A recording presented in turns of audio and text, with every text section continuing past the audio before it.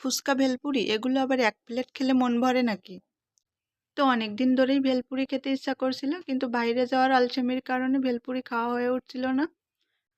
তো ভাবলাম বাসায় যে উপকরণগুলো থাকে এটা দিয়েই আজকে ভেলপুরি রেডি করে নিব, আর সেই সুযোগে আপনাদের সাথেও শেয়ার করা হয়ে যাবে। আর ভেলপুরির যে মশলাটা থাকে সেটাও কিন্তু আমি বাসাতেই রেডি করে নিয়েছিলাম, আর তার সমস্ত কিছুই কিন্তু আমি এই ভিডিওতে শেয়ার করেছি। চলুন তাহলে আমি কিভাবে ভেলপুরি রেডি করে নিয়েছি সেটা আজকে দেখাই। তো ভেলপুরি তৈরি করার জন্য আমি প্রথমে নিয়ে নিয়েছি 1 কাপ পরিমাণে ময়দা, আর নিয়ে নিয়েছি হাফ কাপ পরিমাণে সুজি। আমি এটা ব্লেন্ডারে একটু গুঁড়া করে নিয়েছি।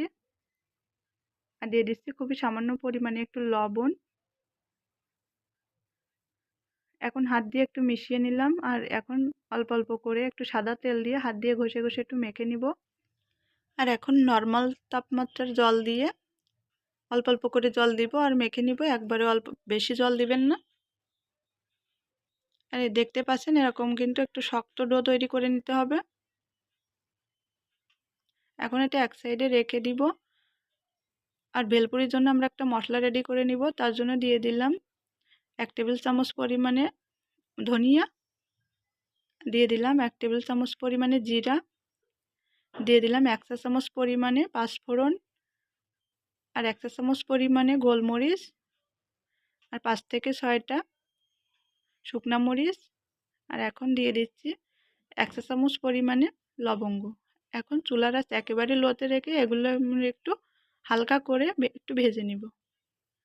অনেক বেশি ভাজার প্রয়োজন নেই। মশলা থেকে যখন হালকা একটু গন্ধ বেরোবে তখন এটা নামিয়ে আমরা শিলপাটায় বেটে নিব। আর এই যে ভেলপুরির মশলাটা কিন্তু আমি রেডি করে নিয়েছি। আর এখন আমরা ভেলপুরির জন্য যে টকটা থাকে, ভেলপুরিতে যে টক দেওয়া হয় ওটা রেডি করে নিব। তার জন্য আমি আগে থেকেই কিছুটা পরিমাণে তেঁতুল গুলিয়ে রেখেছিলাম।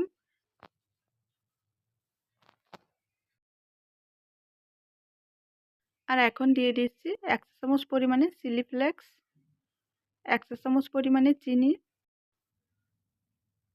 দিয়ে দিচ্ছি খুবই সামান্য পরিমাণে লবণ। আর এখন দিয়ে দিচ্ছি খুবই সামান্য পরিমাণে একটু বিট লবণ। আর আমরা যে মশলাটা রেডি করে নিয়েছি ভেলপুরির জন্য ওটা থেকে 1 চা চামচ পরিমাণে দিয়ে এখন সব কিছু ভালোভাবে মিশিয়ে নিলেই কিন্তু ভেলপুরির জন্য আমাদের টক রেডি হয়ে যাবে। তো এদিকে ভেলপুরির জন্য আমরা যে ডোটা রেডি করেছিলাম ওটা একটু মুথে নিলাম। মুথে নিয়ে অল্প অল্প লেচি কেটে নিয়ে এখন আমরা ভেলপুরি তৈরি করে নিব। আর ভেলপুরি কিন্তু লুচির থেকে একটু ছোট, আর ফুচকার থেকে কিন্তু সামান্য একটু বড়ই হয়ে থাকে। আমি সেভাবে করেই বেলে নিব। আর এই যে এতটা পুরো রেখেছি আমি, দেখে নিশ্চয়ই বুঝতে পারছেন। আপনারা চাইলে এমন একটা বড় রুটি তৈরি করে তারপর বাসায় থাকা যে কোনো কৌটার মুখ দিয়ে এভাবে করে চাপ দিয়ে ভেলপুরি তৈরি করে নিতে পারেন। তাহলে দেখা যাবে যে একসাথে অনেকগুলো ভেলপুরি কিন্তু তৈরি করে নেওয়া হয়ে যাবে। তো চুলায় আমি একটা কড়াই বসিয়ে দিয়ে দিয়েছি পর্যাপ্ত পরিমাণে সয়াবিন তেল। আর তেল কিন্তু আমি খুব ভালোভাবে গরম করে নিয়েছি। তেল ভালোভাবে গরম না হলে কিন্তু ভেলপুরিগুলো কিন্তু খুব সুন্দরভাবে ফুলবে না। আর গরম তেলে ভেলপুরিগুলো ছাড়ার পরে যখনই ভেলপুরিগুলো এভাবে করে ফুলে উঠবে তখনই চুলার আঁচ একেবারে লোতে রেখে উল্টে পাল্টে একটু সময় নিয়ে এগুলো ভেজে নিতে হবে। তো দেখতে পাচ্ছেন আমার ভেলপুরিগুলো কতটা ফুলকো ফুলকো হয়েছে। আর চুলার আঁচ কিন্তু এই পর্যায়ে আমার একেবারে লোতে রেখেছি। এখন লোতে রেখে উল্টে পাল্টে এগুলো একটু ভেজে নিব। এর মধ্যে আমার ভাজা হয়ে গিয়েছে। এখন পরবর্তী ভেলপুরিগুলো তেলে ছাড়ার আগে অবশ্যই আবার তেলটা গরম করে নেবেন ভালোভাবে, তারপরে ভেলপুরিগুলো ছাড়বেন। আর যখনই এভাবে ফুলে উঠবে তখনই চুলার আঁচ একেবারে লোতে করে একটু সময় নিয়ে উল্টে পাল্টে ভেজে নেবেন। নাহলে ভেলপুরির যে খাস্তা ভাবটা থাকে ওটা কিন্তু আসবে না। আর অন্যদিকে দেখতে পাচ্ছেন আমি 1 কাপ পরিমাণে বুটের ডাল একটু লবণ দিয়ে সিদ্ধ করে নিয়েছি। আর ডালটা কিন্তু আমি ভালোভাবেই সিদ্ধ করে নিয়েছি। এখন একটু একটু ভাঙা ভাঙা করে নিচ্ছি। আর দিয়ে দিচ্ছি কিছুটা পরিমাণে পেঁয়াজ কুচি, আর দিয়ে দিচ্ছি কিছুটা পরিমাণে মরিচ কুচি। আর যে মশলাটা রেডি করেছিলাম ওটা থেকে 1 চা চামচ পরিমাণে দিয়ে দিলাম।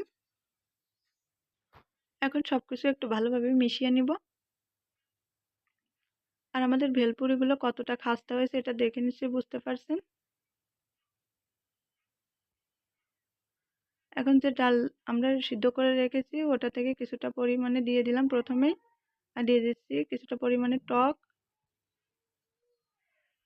তারপরে পেঁয়াজ কুচি, কাঁচামরিচ আর যে মশলাটা রেডি করেছিলাম ওটা থেকে সামান্য পরিমাণে দিয়ে দিলাম। তো এগুলো আসলে বলার কিছু নেই, আপনারা আপনাদের টেস্ট অনুপাতে সব কিছুই দিয়ে নেবেন। চাইলে এখানে শসা কুচিও দিতে পারেন। তো চাইলে আপনারাও কিন্তু আমার মতো করে এভাবে বাসায় তৈরি করে খেয়ে দেখতে পারেন, আশা করি ভালো লাগবে।